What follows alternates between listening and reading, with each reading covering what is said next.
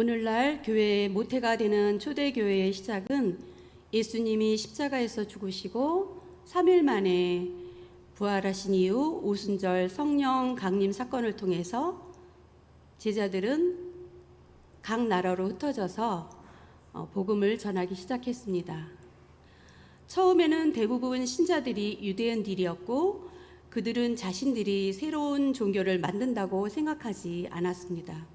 오히려 예수님이 구약에 약속하신 약속을 성취하신 메시아라고 믿었습니다. 그러나 시간이 지나면서 많은 이방인들이 교회에 들어왔고 유대교 지도자들은 자신과 결이 다른 예수님을 믿는 사람들을 회당에서 내쫓았습니다. 이렇게 교회는 점차 유대교와 규별되는 공동체가 되었습니다. 유대 공동체 안에서 기독교는 유대교의 작은 종파로 출발을 했고 유대교는 기독교의 하나의 틀을 제공했습니다. 애벌레가 나비가 되는 과정을 생각해 보십시오. 애벌레와 나비는 전혀 다른 것처럼 보입니다. 그러나 서로 단절된 존재가 아니라 생명의 연장 과정 속에서 애벌레에서 나비가 되는 것입니다. 이런 상황 가운데서 예수님은 회당에서 하나님의 말씀을 선포했습니다. 내가 율법이나 선지자를 폐하려 온 것이 아니라 완전하게 하려 함이라 이렇게 말씀하셨습니다. 사람들은 예수님이 오셨으니 이제 율법은 필요 없다 하고 생각하기도 합니다. 하지만 예수님은 나는 율법을 폐하러 온 것이 아니라 완전하게 하려고 왔다 이렇게 말씀하십니다. 그렇다면 율법을 완성하였다는 것은 무엇을 의미할까요? 율법은 하나님의 거룩함을 보여주는 거울입니다. 동시에 인간이 얼마나 죄인인지 깨닫게 하는 거울입니다. 거울은 어떤 특성이 있나요? 상대편을 이렇게 비춰주는 그런 역할을 하잖아요. 거울은 이렇게 비춰주는 역할을 하지만 이렇게 더러운 것을 씻어주거나 이런 역할은 하지 못합니다. 한 사람에게 어떤 큰 빚을 진 사람이 있었습니다. 그는 아무리 열심히 일해도 그 큰 빚을 갚을 능력도 없었고 갚을 수도 없었습니다. 결국 노력하다 지쳐서 절망에 빠졌죠. 그런데 어느 날 한 사람이 나타나서 그 빚을 모두 갚아주었습니다. 그 순간 그는 그 큰 빚에서 자유함을 얻게 되었고요. 또 큰 절망에서 자유함을 얻게 되었습니다. 이제 그는 그 빚을 갚기 위해서 사는 그런 사람이 아니라 자기 자신을 살려준 그 은혜에 감사해서 살게 되었습니다. 우리도 마찬가지입니다. 우리는 죄의 빚을 갚을 수가 없는 사람들입니다. 율법은 우리의 죄를 아주 적나라하게 드러냅니다. 하지만 예수님께서는 그 우리의 죄값을 십자가에서 치러주셨습니다. 그래서 율법이 요구하는 율법은 죄를 지으면 그 값을 지불해야 되잖아요. 그 값을 예수님이 지불해 주시고 그 율법을 완성하셨습니다. 이제 우리는 구원을 받기 위해서 율법을 지키는 사람들이 아닙니다. 이제 우리는 구원받은 사람으로서 은혜에 감사하고 하나님의 말씀에 순종하는 사람들입니다. 그러므로 율법의 완성은 단순히 규칙을 지키는 것이 아니라 예수 그리스도를 믿고 그분의 사랑 안에 살아가는 것입니다. 율법의 최고봉은 하나님의 사랑, 이웃 사랑이라고 말합니다. 예수님께서는 하나님 사랑과 이웃 사랑이 모든 율법과 선지자의 핵심이다 이렇게 말씀하고 있습니다. 사랑하는 사람은 도둑질하지 않고요, 거짓말하지 않습니다. 그리고 남을 해롭게 하지도 않고요, 미워하지 않습니다. 사랑은 율법을 자연스럽게 이루게 하는 그런 역할을 합니다. 예수님을 믿는다는 것은 무엇입니까? 예수님을 믿는다는 것은 예수님 사랑 안에 우리가 쑥 이렇게 들어가는 것입니다. 예수님의 사랑 안에 들어간다는 것은 예수님이 나를 위해서 십자가에서 피를 흘리고 그 피를 통해서 내가 구원받았다, 그런 인식이 있는 것입니다. 예수님의 피 흘림을 통해서 나는 하나님의 자녀가 되었습니다. 그것이 예수를 믿는 자인 우리 모두의 정체성입니다. 내가 특별히 무엇을 잘해서가 아닙니다. 나를 위해서 십자가에서 죽으심으로, 예수를 믿음으로, 예수님이 나를 위해서 십자가에 죽으셨다, 이것을 믿음으로 가능한 것이죠. 그 정체성을 통해서 나다운 사람으로 회복되고 자신의 정체성을 회복함으로 다른 사람을 소중하게 이렇게 여기게 되고 그렇게 할 수 있는 것입니다. 이스라엘 백성들이 애굽에서 출애굽을 한 이후에 하나님은 모세를 통해서 이스라엘 백성들에게 십계명을 전달했죠. 십계명을 바탕으로 유대교는 율법을 만들어서 그 율법을 지키도록 했습니다. 유대교는 그 율법을 토대로 613개의 계명을 만들었는데 하나님의 법을 일상생활에서 명확히 잘 적용하기 위해서 해야 할 일 248개와 하지 말아야 할 일 365개를 만들어서 아주 세분화했어요. 그래서 그것을 체계화했습니다. 율법은 꼭 필요한 것이지만 공동체에서 규칙을, 그 율법에다 규칙을 더 만들었어요. 그래가지고 사람을 억압하고 불편하게 하는 그런 일이 생기게 되었습니다. 유대인의 정결법 중에 한 가지를 예를 들어보겠습니다. 그 한 가지는 밖에서 들어올 때 음식을 먹을 때 손을 씻는 일입니다. 본래 손 씻는 그 목적은 제사장이 하나님 앞에서 제물을 바치기 전에 성전에 이제 물두멍에서 그 담은 물로 이렇게 정결하게 하고 깨끗이 씻는 그런 것이었는데 유대인들은 이것을 일반 백성들이 음식을 먹을 때 이렇게 손 씻는 것으로 확장을 했습니다. 그래서 하나님의 율법에는 제사장들이 성전에서 제사를 집례할 때 손을 씻는 것만 있었습니다. 그런데 음식을 먹을 때 손을 씻는 것은 유대인의 장로들이 임의로 만든 그들의 전통이었습니다. 손을 씻음으로 위생상 건강에 도움이 많이 되었겠죠. 그 전통에 따르면 손을 씻지 않고 음식을 먹으면 그렇게 씻지 않는 사람은 바로 죄인이 되는 것입니다. 심지어 손을 씻지 않는 죄를 범하느니 차라리 죽는 것이 낫겠다, 이렇게 말할 정도였습니다. 레위기의 정결법의 문제가 신약시대의 문제가 되었습니다. 마태복음 15장 1절에서 2절에는 바리새인과 서기관들이 이렇게 말하죠. 예루살렘으로부터 예수님께 나와서 이렇게 말하는 거예요. 당신의 제자들이 어찌하여 장로들의 그 전통을 범합니까? 예수님의 제자들은 음식 먹을 때 손을 씻지 않아요, 이렇게 말한 거예요. 예수님은 거기에 대답하시죠. 입으로 들어가는 것이 더럽게 하는 것이 아니라 입에서 나오는 그것이 사람을 더럽게 하는 것이다, 이렇게 말씀합니다.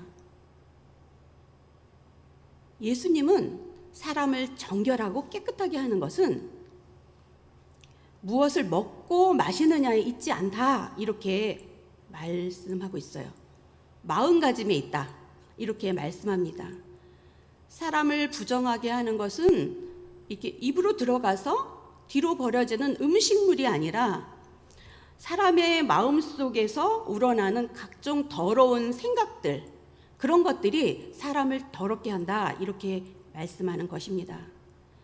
정결법의 문제는 율법 자체가 아니라 사람의 마음이었습니다. 예수님은 손을 깨끗하게 씻는 것보다 마음을 깨끗하게 하는 것이 더 중요하다고 말씀하고 있습니다. 오늘도 하나님께서는 형식적인 신앙보다 예수 그리스도를 믿는 믿음과 사랑으로 순종하는 사람을 기뻐하십니다. 바리새인과 서기관들이 외적으로 깨끗함을 강조하고 마음은 소홀히 했습니다. 예수님은 그들이 손 씻는 의식은 철저하게 했지만 마음에는 탐욕과 악이 가득하다 하고 책망하셨습니다. 그들은 하나님의 계명보다 사람이 만든 전통을 더 중요하게 여겼습니다. 장로들이 전통을 지키는 데는 열심이었지만 하나님의 뜻을 놓치는 경우가 많았습니다. 사람을 차별하게 되었고 부정한 사람, 병든 사람, 이방인을 멀리하며 정죄하는 태도가 생겼습니다. 그러나 예수님은 어땠나요? 나병 환자, 혈루증 앓는 여인, 세리와 죄인들과 가까이 했습니다. 바리새인과 서기관들은 아주 달랐던 것이죠. 바리새인과 서기관들은 자신을 의롭다 여기게 되었습니다. 왜냐하면 율법과 정결 의식을 아주 잘 지켰기 때문에 자신이 스스로 의롭다 이렇게 생각하고 다른 사람들을 판단하게 되었습니다. 이처럼 우리도 하나님의 말씀을 잘못 해석하여서 우리 자신이 만든 잣대를 가지고 판단하고 정죄하고 있지 않는지 나 자신을 잘 돌아보고 생각해 보아야 할 것입니다. 형식은 신앙을 돕는 도구일 뿐이지 신앙의 본질은 아닙니다. 예수님은 손을 씻는 것보다 마음을 씻는 것이 중요하며 의식을 지키는 것보다 하나님을 사랑하고 이웃을 사랑하는 것이 더 중요하다고 말씀하셨습니다. 누가복음 18장의 바리새인과 세리의 기도에서는 율법과 자기 일을 자랑하는 바리새인과 자신의 죄를 뉘우치며 겸손히 자비를 구한 세리의 상반된 모습이 나타납니다. 바리새인은 자신이 율법을 제대로 지키고 있다는 것을 매우 자랑스러워 여겼습니다. 이 자부심은 율법을 제대로 지키지 못하는 사람을 멸시하는 것으로 나타났습니다. 바리새인은 자신이 철저하게 율법을 지키다는 생각에 늘 뿌듯했습니다.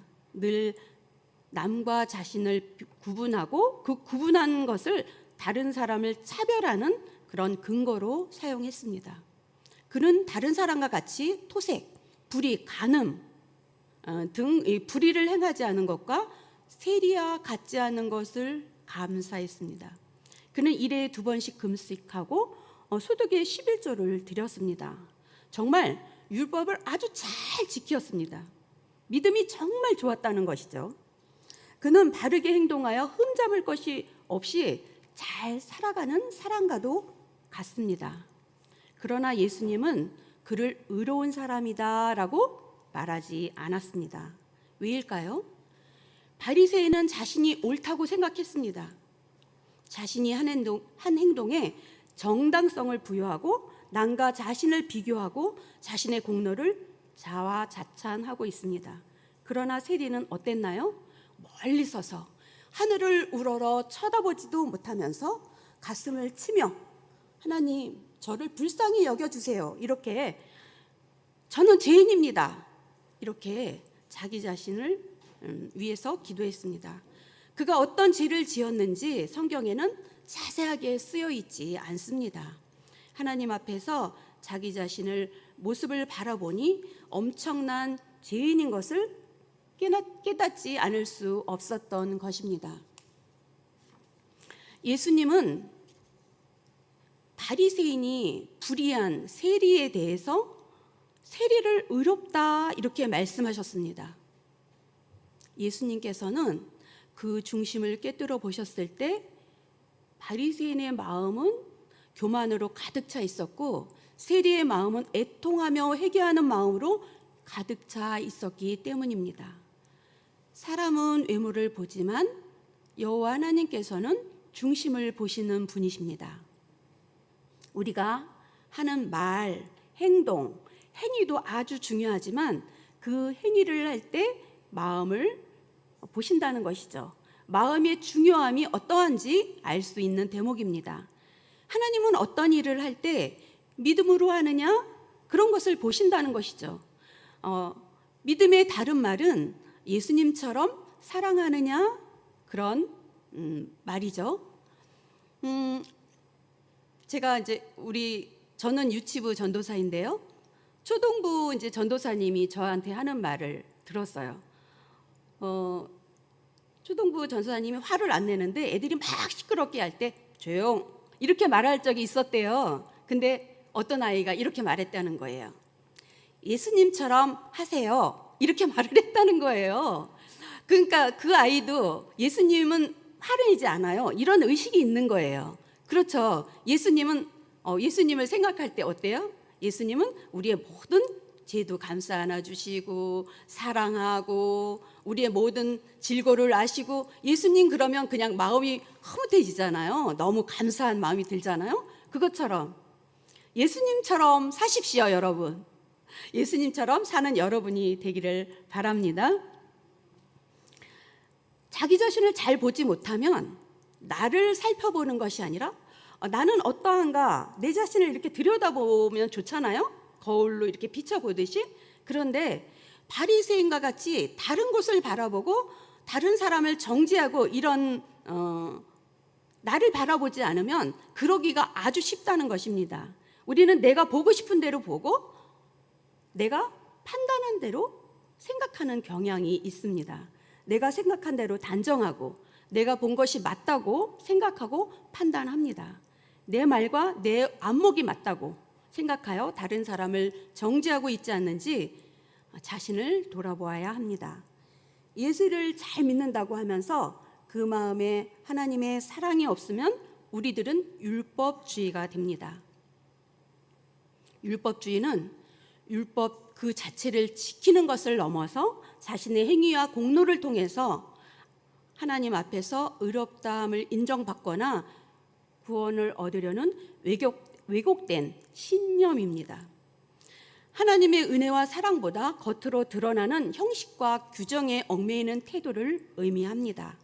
율법주의는 사람을 하나님께 가까이 하기보다는 사람과 사람 사이에 벽을 세우고 하나님보다 규칙을 더 중요하게 만들고 있습니다. 사람은 누구도 율법을 완전하게 지킬 수 없습니다. 바리새인과 서기관도 마찬가지죠. 사람은 모두 다 어느 누구도 완전한 사람이 없습니다. 로마서 13장 8절에서는 남을 사랑하는 사람은 율법을 이루었다, 이렇게 말씀하고 있습니다. 율법을 완전하게 지키는 길은 규칙을 더 많이 만들고 더 지키고 이런 것이 아니라 율법을 완성하신 예수 그리스도를 믿고 성령 안에서 사랑을 실천하는 그런 것입니다. 예를 들어 10계명의 6계명에는 살인하지 말라는 말씀이 있지 않습니까? 그 계명은 형제를 미워하는 것까지 포함한다, 이렇게 말씀하신 것에서 알 수 있습니다.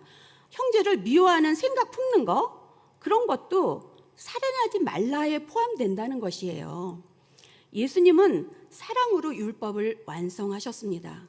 예수님은 모든 율법의 완성은 하나님을 마음과 뜻을 다해 사랑하고 또 이웃을 자신과 같이 사랑하는 그 말씀에 잘 나타나 있습니다. 하나님 사랑과 이웃 사랑은 율법의 완성입니다.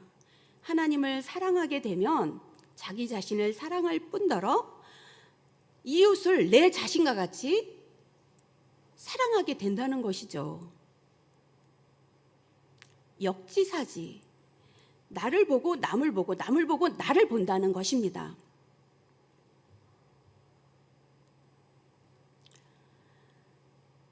구원받은 우리는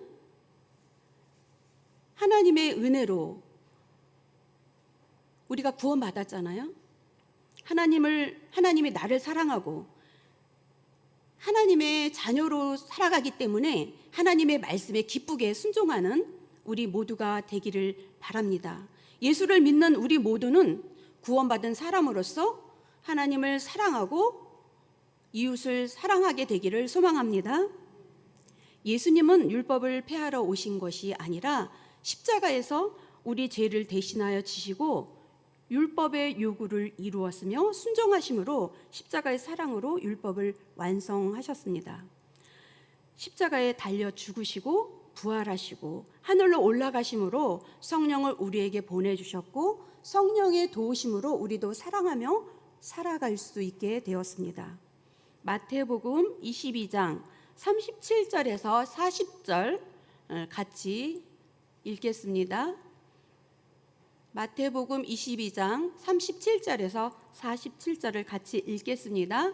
예수께서 이르시되 내 마음을 다하고 목숨을 다하고 뜻을 다하여 주 너의 하나님을 사랑하라 하셨으니 이것이 크고 첫째 되는 계명이요 둘째도 그와 같으니 내 이웃을 내 자신과 같이 사랑하라 하셨으니 이 두 계명이 온 율법과 선지자의 강령이니라.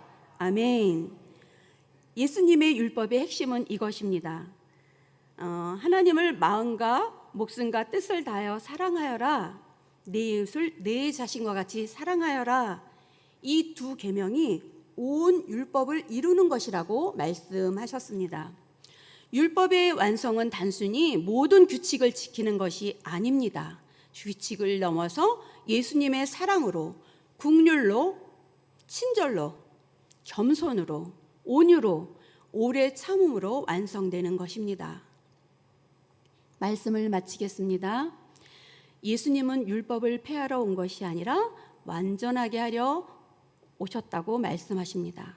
십자가에서 우리의 죄를 대신하여서 지시고 율법의 요구를 이루셨으며 순종하심으로 십자가의 사랑으로 율법을 완성하셨습니다. 율법을 완성하신 예수님을 본받아 예수님처럼 살아가는 우리 모두가 되기를 소망합니다. 마지막으로 광고가 있습니다.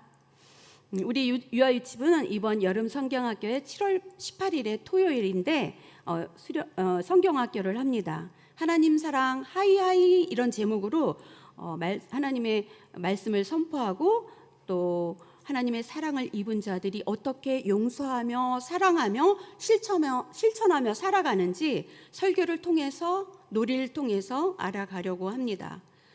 7월 18일 토요일을 기점으로 해서 우리 초등부와 청소년부 또 청년부가 이제 성경학교와 수련회를 계속 이렇게 이어가는데 계속되는 성경학교와 수련회를 위해서 교회학교를 위해서 모든 성도님들 관심 가져주시고 기도 많이 해주시기 부탁드립니다. 기도하겠습니다. 사랑의 하나님 아버지, 우리의 힘으로는 율법을 완전하게 지킬 수 없음을 고백합니다. 예수 그리스도께서 십자가에서 율법을 완성하시고 우리에게 구원의 은혜를 베풀어 주심을 감사합니다. 이제는 의무가 아니라 사랑으로 하나님을 섬기게 하시고 하나님 사랑과 이웃 사랑을 실천하여 예수님의 사랑으로 긍휼로 친절로 겸손으로 온유로 오래 참음으로 살아가게 하시고 성령님의 능력 안에서 하나님과 이웃을 사랑하며 살아가게 하옵소서. 예수님의 이름으로 기도하옵나이다. 아멘.